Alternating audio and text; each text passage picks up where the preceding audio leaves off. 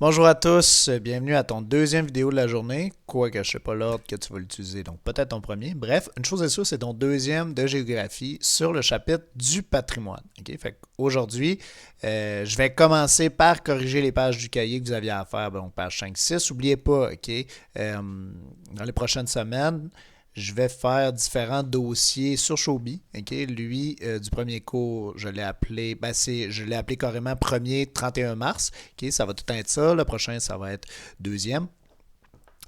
Ainsi que la date. Puis là, tu fais une capture d'écran des pages, tu fais ça sur ma zone CAC, tu le déposes. Moi, je vérifie si c'est fait. Encore une fois, je ne corrigerai pas chacun des numéros. Okay? Il y a le corriger pour ça. Ça, c'est ton travail. Je vérifie, par exemple, s'il est fait correctement. Okay? Si tu le fais version papier, je veux que tu prennes en photo les pages que tu as fait et que tu me les envoies par la suite.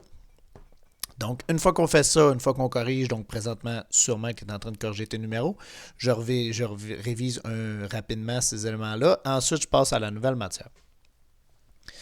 Donc, les numéros, probablement que tu as eu le temps de les corriger présentement.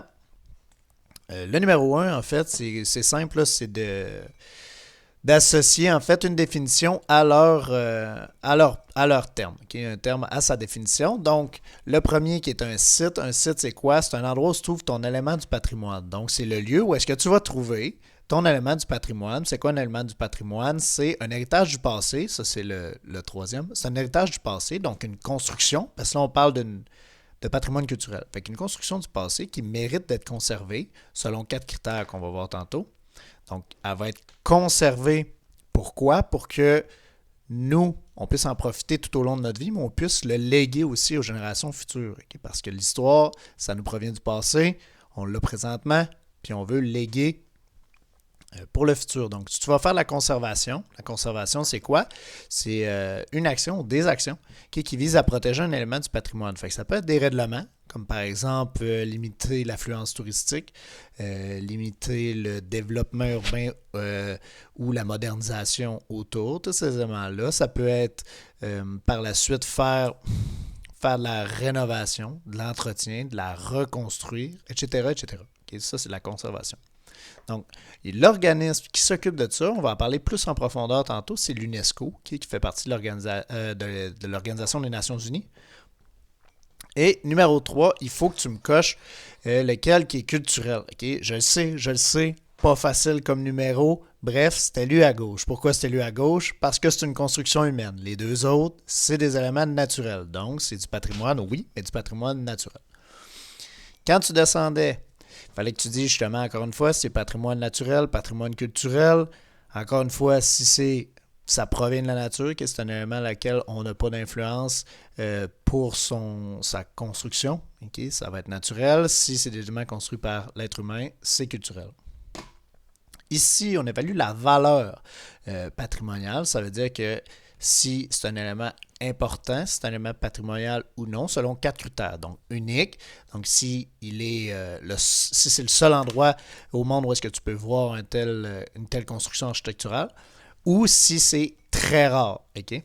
Par la suite, historique, donc si ça témoigne d'une époque importante de l'humanité, okay? Si c'est un élément important de notre histoire. Esthétique, si c'est d'une grande beauté. Et culturel, si ça nous permet d'en apprendre plus sur l'histoire, la propagation de la culture,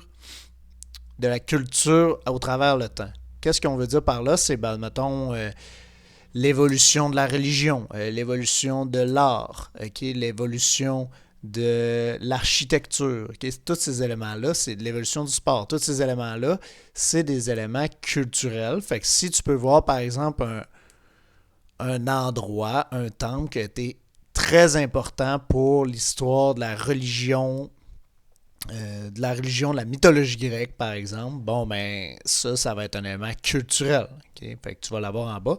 En passant, encore une fois, là, 6A, ça dit c'est uniquement à New York qu'on peut visiter le site de la Statue de la Liberté. Il y en a plusieurs qui vont dire, ouais, mais c'est pas le seul endroit qu'il y a la Statue de la Liberté. Je suis d'accord. Okay? Il y a des répliques, des reproductions, mais quand même, l'original, la plus impressionnante, là, de toute façon, c'est que c'est pas simplement unique. Okay? Oui, on définit comme unique, ça veut pas dire que c'est le seul endroit. Il peut en avoir plusieurs autres, mais une quantité limitée. Okay? Ça veut dire, mettons, tu n'en auras pas 50, c'est comme ça. Okay? Il va en avoir moins. Ensuite, il y a plusieurs menaces auxquelles font face notre patrimoine, donc qui risquent de l'endommager ou complètement de le détruire. Ça va être des menaces de type naturel, soit causées par la nature comme on a vu, donc l'érosion, les séismes, donc tremblements de terre, inondations, ou ce qui va être causé par l'humain. Fait que tout ce qui est guerre, vandalisme, pollution, modernisation des villes, parce que lorsqu'on voit par exemple un vieil élément de l'architecture, puis qu'on veut moderniser notre ville, on veut prendre l'expansion, on veut construire un gratte-ciel, ben souvent, pour un aspect de modernisation, pour un aspect économique, une motivation économique, on va détruire l'élément du patrimoine. Puis ça peut nous paraître futile, sauf que au final, à long terme, on peut s'avérer fortement perdant, parce que nos éléments patrimoniaux, c'est des constructions qui témoignent de l'évolution de notre société. Okay? Puis c'est important de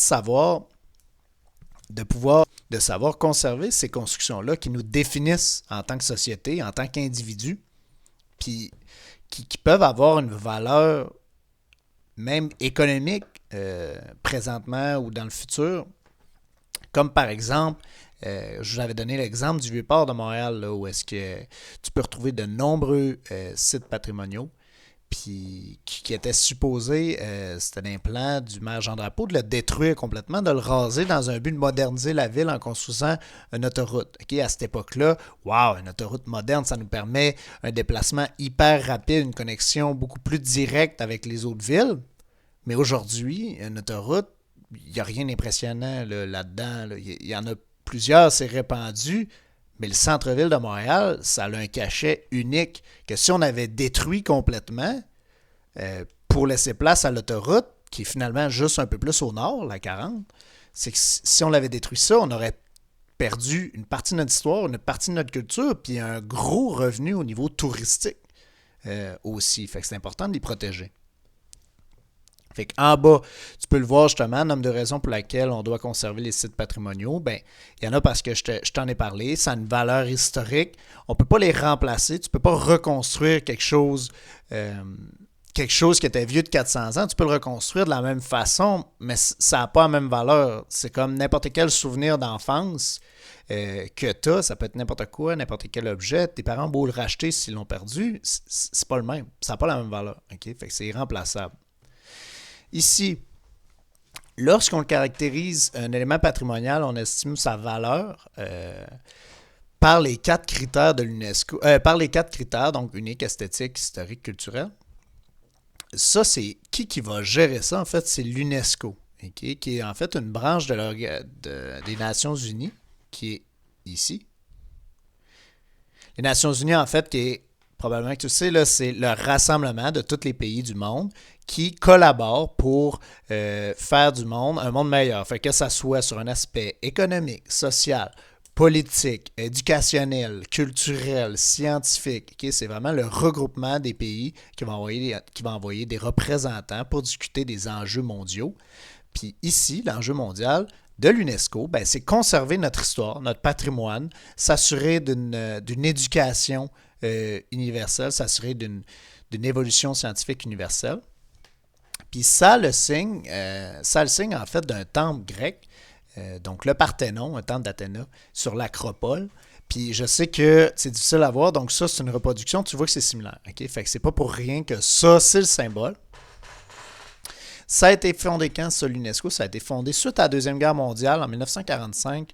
On s'est rendu compte qu'une grande partie de notre histoire, notamment en Europe, en fait, a été détruite par les guerres. Puis ça peut être par les constructions, mais aussi par les œuvres d'art aussi. De nombreuses œuvres d'art, de nombreux ouvrages ont été détruits. Puis on veut protéger justement, éventuellement, ces éléments patrimoniaux-là suite à de nombreuses menaces. Donc comment ça fonctionne, en fait, c'est que ton pays va soumettre une demande à l'UNESCO, une demande pour protéger le site, pour qu'il fasse partie du patrimoine mondial. Fait que va le défendre selon les 4 critères. Il peut en avoir un, il peut avoir les 4. Okay? Une fois qu'ils vont l'avoir accepté ou refusé, là, mais bref, s'ils l'acceptent, il va faire partie de la liste des patrimoines mondiaux de l'UNESCO. Ça, c'est les différents éléments patrimoniaux à travers le monde. Ce qui est jaune, c'est les éléments culturels. Ce qui est vert, c'est naturel. Tu remarqueras qu'il y en a beaucoup, beaucoup en Europe des éléments culturels. Au Moyen-Orient aussi. Pourquoi? Parce que c'est de très anciennes sociétés. Okay? L'histoire de ces pays-là, de ces régions-là, remonte à beaucoup plus longtemps que la nôtre, okay, en Amérique du Nord. C'est pour ça que nous, on en a très peu. Tu remarqueras aussi que ceux qui sont en rouge, c'est des éléments en danger. Ils se retrouvent beaucoup plus dans des pays, soit en voie de développement, soit qui font face à plusieurs guerres. Okay? Pourquoi? Parce que les guerres, évidemment, ça, je n'ai pas besoin de te l'expliquer, ça détruit les éléments patrimoniaux, mais aussi les pays en développement. Protéger un patrimoine, ça coûte beaucoup plus cher que de simplement le moderniser. Okay? Parce que si ton pays est en guerre, si tu n'as pas suffisamment d'argent pour soutenir ton système d'éducation, ton système de santé, nourrir ta population, on s'entend que l'entretien d'un temple, ça prend le bord un peu. Okay? Bon, mais c'est un peu ça qui se passe en fait, en général. Donc, au Canada, nous, on en a 10, des éléments culturels. Je t'en présente uniquement 3. Donc, le canal Rideau à Ottawa, okay, qui est en fait un rassemblement d'écluses. C'est la plus vieille construction de ce genre-là en Amérique du Nord. Okay? C'est pour ça que c'est reconnu sur le patrimoine mondial. C'est historique et culturel. Donc, c'est un historique parce que c'est le plus vieux, puis culturel parce que c'est un témoignage du génie humain qui a été conservé et qui est à Ottawa. Donc ici, à Terre-Neuve, on a l'Anse aux Meadows. L'Anse aux Meadows, en fait, qui est la plus vieille construction qui n'a pas été faite par les Autochtones en Amérique du Nord. Okay? Fait qu'il a été fondé par les Vikings bien avant l'arrivée de Christophe Colomb en Amérique. On y retrouve 8 habitations avec aussi une forge, etc. On peut retrouver aussi de nombreux outils. Fait que si tu ne savais pas que les Vikings étaient arrivés avant Christophe Colomb, une autre chose que tu as appris aujourd'hui dans ton cours de géographie, et finalement, le dernier que je montre, c'est le Vieux-Québec. Okay? Donc, c'est le seul qu'on a au Québec. Le Vieux-Québec, par contre, ce qu'il y a de particulier, c'est que c'est un ensemble de nombreux sites. Okay? L'Anse aux Meadows, c'est un site avec les éléments patrimoniaux. Dans le Vieux-Québec, il y a de nombreux sites qui sont regroupés au sein de la ville, okay? Du Vieux, okay? de l'arrondissement du Vieux-Québec. Ça en fait une ville patrimoniale. Puis ça, c'est un peu différent. En fait, une ville patrimoniale, ça veut dire que c'est carrément une ville, habitée ou non. Okay? Un ensemble de sites qui vont être regroupés au même endroit. Dans ce cas-là, c'est plus compliqué à conserver. Fait que ça veut dire que c'est encore plus spécifique. Fait que le regroupement va être encore plus... la collaboration va être encore plus importante parce que c'est plus complexe. Okay? Pourquoi c'est plus complexe? Parce que, par exemple, dans le cas du Vieux-Québec, là, c'est habité. Okay? Puis il y a plusieurs sites. Ça veut dire que non seulement ça va être coûteux, mais en plus, vu qu'il y a des gens qui habitent, ben, il y a un désir de modernisation qui va à l'encontre de la conservation patrimoniale. Qu'est-ce que je veux dire par là? C'est par exemple les routes. Okay? À l'époque, ils ont été conçues hyper minces. Pourquoi? Les voitures n'existaient pas. Fait que c'est sûr qu'il n'y a pas 3 Dodge Ram qui peut passer en largeur. Okay? Impossible. En plus, si tu veux moderniser les différentes constructions, ben tu vas détruire l'aspect patrimonial. Donc, si tu as un commerce là, tu veux le moderniser, c'est non. Il faut que tu conserves l'aspect patrimonial, mais les constructions plus anciennes, les matériaux plus anciens, les matériaux plus nobles, genre la pierre, ça coûte beaucoup plus cher. Dans ce cas-là, il va falloir que tu aides le commerçant. Fait que c'est pour ça que c'est plus complexe. Il y en a plusieurs autres. Là. J'ai montré le Vieux-Québec, mais tu as Paris, Rome, plusieurs dizaines d'autres.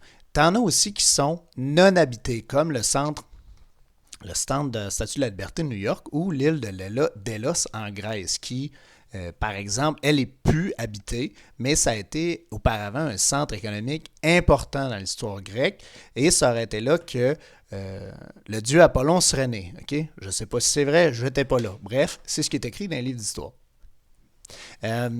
Donc, c'est tout pour la nouvelle matière. Aujourd'hui, je t'ai envoyé sur le portail les pages à faire. Encore une fois, moi, je suis disponible si jamais tu as des questions. N'oublie pas de me déposer tes pages faites. Par rapport au visionnement sur ma chaîne, je suis hyper content. En fait, il y a plus de visionnement que d'élèves. Okay? Ce que j'en déduis, c'est qu'il y a des élèves qui regardent 2 fois pour pour revenir sur certains éléments, c'est bien correct. En tout cas, je suis bien satisfait. Ça veut dire que vous travaillez bien à la maison. Je sais que c'est pas facile, c'est un peu différent, mais au moins, si vous faites bien vos choses, vous allez être prêt à revenir correctement, vous n'aurez rien manqué. Puis à date, je suis super fier de vous. N'hésitez pas si vous avez des questions ou des commentaires en tout genre. Bye, puis bonne journée.